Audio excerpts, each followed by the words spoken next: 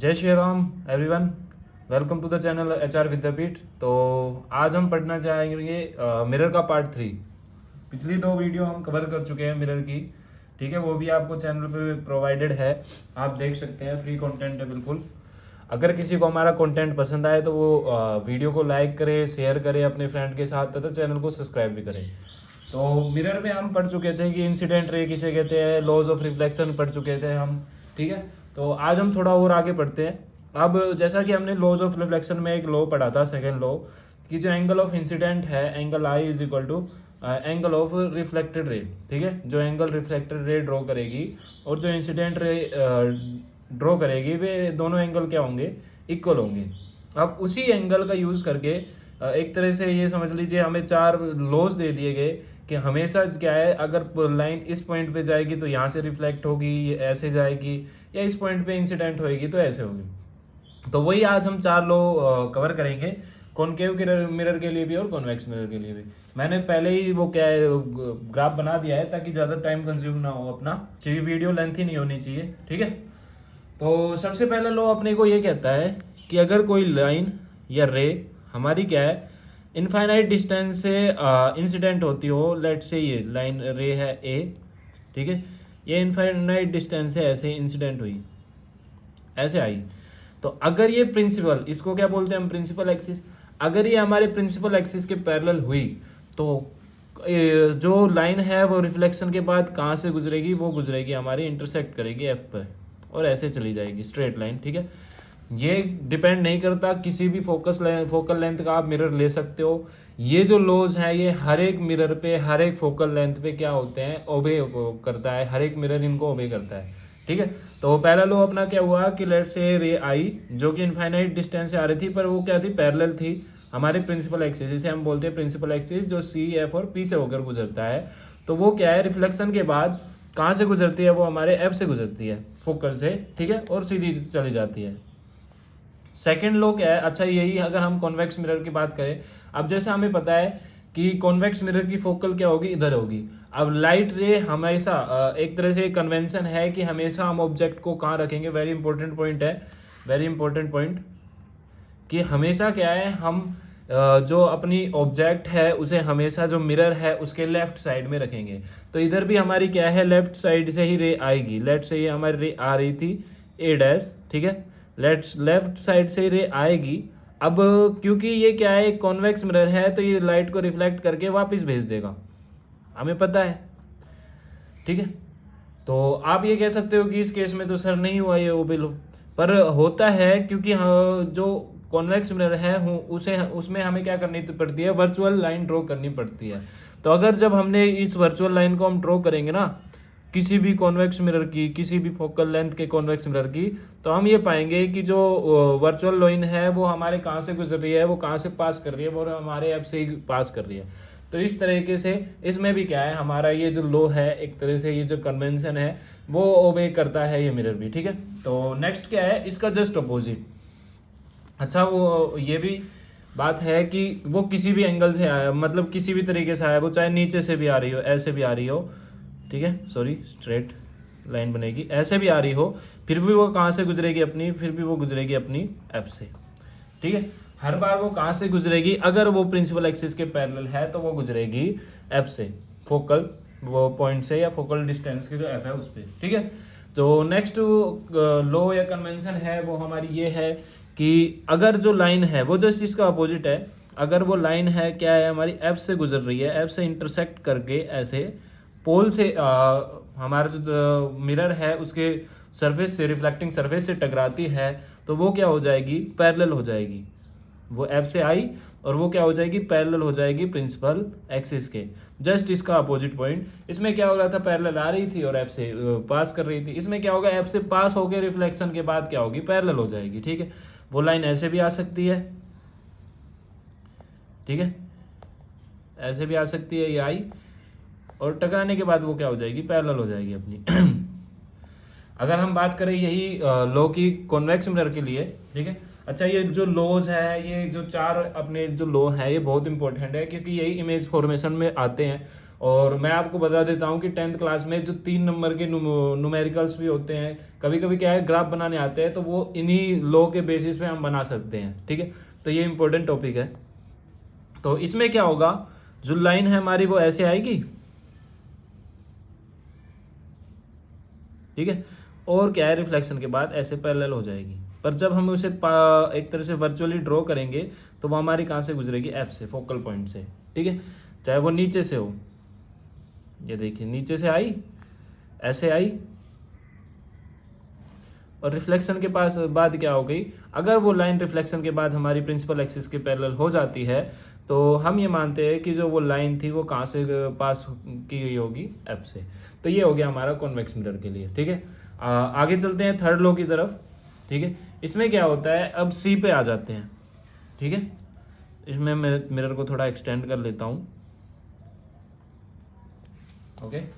तो ये रूल क्या कहता है, अगर जो हमारी इंसिडेंट रे है वो हमारे ऐसे आई, मतलब सी से पास करते हुए मिरर से टकराएगी, तो जिस डायरेक्शन में वो आई है, मतलब लेट से वो इस डायरेक्शन में आ रही थी अपनी, इसी डायरेक्शन में क्या हो जाएगी, वापस चली जाएगी, ठीक है। जीरो एंगल डिफ्लेक्ट होगी वो, मतलब कि उसमें जो डिफ्लेक्शन है एंगल का वो जीरो होगा, जिस पाथ से वो आई थी उसी पाथ से वापस चली जाएगी, अगर जो हमारी इंसिडेंट रे है वो सी से गुजरेगी, ठीक है। तो ये थर्ड लॉ था। अगर मैं इसी को ही अपना कॉन्वेक्स मिरर के लिए ड्राइव करूं, तो लेट से वो रे ऐसे आई, ठीक है, ऐसे आई, इंसिडेंट हुई, और ऐसे ही रिफ्लेक्शन के बाद ऐसे ही चलेगी। तो हम क्या एज्यूम करेंगे कि वो जो लाइन है वो कहाँ से गुजरी होगी, जब हम उसे वर्चुअली ड्रॉ करेंगे वो गुजरेगी हमारे सी से, सेंटर से, ठीक है, जो है हमारा सेंटर ऑफ कर्वेचर, ठीक है। फोर्थ लॉ पढ़ते हैं अपना। फोर्थ लॉ क्या कहता है, अब देखो सी के बारे में पढ़ लिया, एफ के बारे में पढ़ लिया, अब हम पढ़ेंगे पोल के बारे में। क्यों ये लॉ क्या कहता है अपने को, कि अगर हमारी जो लाइन है वो इंटरसेक्ट होके पी से टकराती है, इंसिडेंट रे है वो पी पॉइंट पे इंटरसेक्ट होती है, मतलब एक तरह से पी पॉइंट पे रिफ्लेक्ट होती है, तो क्या होगा, वो जिस एंगल से आई थी, मतलब जिस डायरेक्शन से आई थी उसी सेम डायरेक्शन में नीचे चली जाएगी। अब ये लो एक तरह से है हमारा उसी पे ही बेस्ड है। हमने क्या पढ़ा था, जिस एंगल आई, तो यहाँ पर ना हमें नॉर्मल बनाने की जरूरत नहीं है पी पे, हमारा नॉर्मल ऑटोमेटिकली क्या हो जाएगा, हमारा प्रिंसिपल एक्सिस। तो वही फंडा है कि angle i is equal to angle r. तो ये लो है, ये उसी फंडे से बने हैं, ये भी लो उसी फंडे से बना है, ये भी कि angle i is equal to angle r. तो इसमें भी क्या होगा, जिस एंगल से आई है पी पे टकरा के उसी एंगल से नीचे की ओर चली जाएगी, ठीक है। और अगर मैं इसके लिए बनाऊं तो इसमें ये पहला केस, मतलब इसमें ये फर्स्ट केस है जिसमें हमें वर्चुअली ड्रॉ करना नहीं पड़ेगा, क्योंकि हमें पता है पोल तो यहाँ भी है। तो क्या आया, इस एंगल से आई और रिफ्लेक्शन के बाद इस एंगल से चली गई, ठीक है। तो देखिए इस बार हमें वर्चुअली ड्रॉ नहीं करना पड़ा, ठीक है। तो ये है हमारे क्या है, रूल है जो कि यूजफुल है किस लिए, अभी अब हम इमेज फॉर्मेशन सीखेंगे। 6 हमारी इमेज फॉर्मेशन के हैं कॉनकेव मिरर की, 2 है हमारी इमेज फॉर्मेशन कॉन्वेक्स मिरर की, ठीक है। उसको मैं सेपरेट वीडियो में कवर करना चाहूंगा, क्योंकि जिससे क्या है एक सेपरेट वीडियो बन जाएगी, ठीक है। उससे पहले मैं एक और इम्पोर्टेंट टॉपिक आपको आज समझाने वाला हूँ, साइन कन्वेंशन, जो कि छोटा टॉपिक है, क्योंकि टाइम हमारे पास नहीं बचा है ज़्यादा वीडियो बनाने का, ज़्यादा लंबी लेंथी वीडियो अच्छी नहीं रहती, ठीक है। तो साइन कन्वेंशन सीखते हैं हम, जो कि मिरर फॉर्मूले, लेंस फॉर्मूले में सब में यूज होगी। आपको ऐसे समझा दूंगा मैं कि साइन कन्वेंशन दूसरी बार समझने की जरूरत नहीं होगी आपको, ठीक है। आपको कार्टेशियन कोऑर्डिनेट समझ में आते होंगे, ठीक है, नहीं आते तो चलो वो भी मैं बता देता हूँ, जिनका मैथ में आतंक है। ऐसे क्या है, ये एक तरह से हमें पता है नंबर लाइन होती है, इधर सारे माइनस के नंबर, तो मैं माइनस इन्फिनिटी से डिनोट कर रहा हूँ, इधर क्या होता है 0, और इधर क्या होते हैं सारे प्लस के नंबर, यानी प्लस इन्फिनिटी। इसको क्या बोलेंगे, अगर मैं एक लाइन ऐसे और एक जस्ट स्ट्रेट लाइन इसके 90 डिग्री एंगल पे ऐसे एक दूसरे को इंटरसेक्ट करवा दूं, ठीक है, तो ये बन जाएंगे हमारे कार्टेशियन कोऑर्डिनेट। इसका जो प्लस है, प्लस के नंबर होंगे वो इधर होंगे और इसके माइनस के इधर, तो इस लाइन का यहाँ पर 0 होगा, ठीक है। ये क्या है हमारा कार्टेशियन कोऑर्डिनेट। अब इसमें एक तरह से फिक्स है कि जो हमारी हॉरिजॉन्टल लाइन है, ठीक है, मतलब जो टेढ़ी लाइन है उसे हम बोलते हैं एक्स एक्सिस, इस हिंदी में इसे बोलते हैं एक्स अक्ष या एब्सिस का, ठीक है। जो इधर तो क्या है, इधर क्या है प्लस एक्सिस, एक्स एक्सिस, और इधर क्या है माइनस एक्स एक्सिस। ये जो लाइन है इसे हम बोलते हैं वाई एक्सिस, क्या बोलते हैं वाई एक्सिस, ठीक है। तो इसे बोलेंगे हम प्लस वाई एक्सिस, इसे माइनस वाई एक्सिस, ठीक है। सॉरी, हमारी जो एक्स एक्सिस है उसे हम बोलते हैं ऑर्डिनेट, ठीक है, और वाई एक्सिस को एब्सिस बोलते हैं, ठीक है जी। तो ये समझ में आ गया आपको। अब देखिए, अगर मेरे को यहाँ से सेंटर से ऊपर जाना पड़े तो मैं किधर जा रहा हूँ, प्लस की तरफ। तो अगर मैं ऊपर से कोई एक तरह से ये समझ लीजिए डिस्टेंस नापूंगा तो मैं किस में नापूंगा, प्लस में। ये समझ में आया। अगर मेरे को क्या है, ये प्लस एक्सिस है, अगर मेरे को क्या है जो सेंटर है, मतलब अगर मेरे को मिरर से किधर जाना पड़े, राइट में जाना पड़े, तो जो डिस्टेंस नापूंगा वो मैं किस में नापूंगा, प्लस में, क्योंकि इधर क्या है, प्लस एक्स एक्सिस। अगर मैं लेफ्ट में जाऊं तो मेरे को किस में नापना पड़ेगा, मेजर करना पड़ेगा, माइनस में। और अगर ऐसे ही मैं नीचे जाऊं तो मेरे को किस में मेजर करना पड़ेगा, माइनस में। तो यही है साइन कन्वेंशन। अगर आपको इतना समझ में आ गया कि लेफ्ट जाने पे माइनस लगेगा, नीचे आने पे माइनस लगेगा, और इसका अपोजिट ऊपर जाने से पॉजिटिव लगेगा, और राइट में जाने से पॉजिटिव लगेगा, आपने पूरा साइन कन्वेंशन सीख लिया, मिरर का भी, लेंस का भी। ठीक है, ये मेरी गारंटी है, आप कहीं नहीं अटकोगे साइन लगाने में, क्योंकि साइन के बहुत सारे डाउट होते हैं बच्चों के। फॉर एग्जाम्पल अगर मैं इसकी बात करूं, यहाँ पर दो मिरर है अपने, एक है कॉनकेव, एक है कॉन्वेक्स। ठीक है, ये वाला अपना कॉनकेव है, ये वाला अपना कॉन्वेक्स है। अगर मेरे को इसकी फोकल लेंथ नापनी पड़ेगी तो मेरे को जो पोल है उससे इधर जाना पड़ेगा, है ना, क्योंकि एफ इधर है। तो जो फोकल लेंथ होगी कॉनकेव की वो किस में लेंगे हम, माइनस में।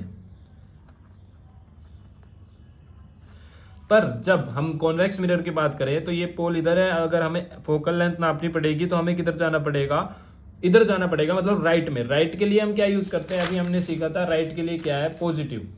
ठीक है, तो यहां पर जो हम फोकल लेंथ लेंगे कॉन्वेक्स की वो क्या होगी, पॉजिटिव। कॉन्वेक्स की क्या होगी, पॉजिटिव। तो इसलिए क्या है, ये एक तरह से याद कर लीजिए कि हमेशा कॉनकेव मिरर की जो फोकल लेंथ होगी या रेडियस होगी वो लेंगे हम माइनस में, और जो हमारी कॉन्वेक्स मिरर की फोकल लेंथ या हमारी जो रेडियस होगी वो हम लेंगे प्लस में। ठीक है, ये हमारा फिक्स है। ठीक है, तो आज हमने ये लॉज हमने सीखे। ठीक है, उसके बाद हमने साइन कन्वेंशन भी अब कवर कर लिया है। ठीक है, अब हमारा क्या बचता है, एक तो ये 6 के 6 कॉन्वेक्स के, कॉनकेव के, और 2 कॉन्वेक्स के, ये हम ग्राफ पढ़ेंगे। ठीक है, उसके बाद हम मिरर फॉर्मूले पढ़ेंगे और उससे रिलेटेड 1-2 क्वेश्चन करेंगे। ठीक है, उम्मीद करता हूँ आपको ये जो सीरीज चल रही है अपनी मिरर की, ठीक है, अच्छी लग रही होगी। उसी के साथ हमारे चैनल पे क्या है, मैथ से रिलेटेड भी वीडियो आ रही है। चैप्टर 8 हमारा अभी फिलहाल कवर हो रहा है। तो आपके किसी दोस्त से ये अच्छा कंटेंट छूटे ना, तो इसलिए मैं कह रहा हूँ जल्दी से जल्दी लाइक करें और शेयर करें वीडियो को, जिससे क्या है आपका ही फायदा होगा। ठीक है, तो थैंक यू देखने के लिए वीडियो यहाँ तक। अगर हमारी वीडियो पसंद आती हो, कंटेंट अगर आपको अच्छा लगता हो तो चैनल को सब्सक्राइब करें, वीडियो को शेयर करें। थैंक यू, जय श्री राम।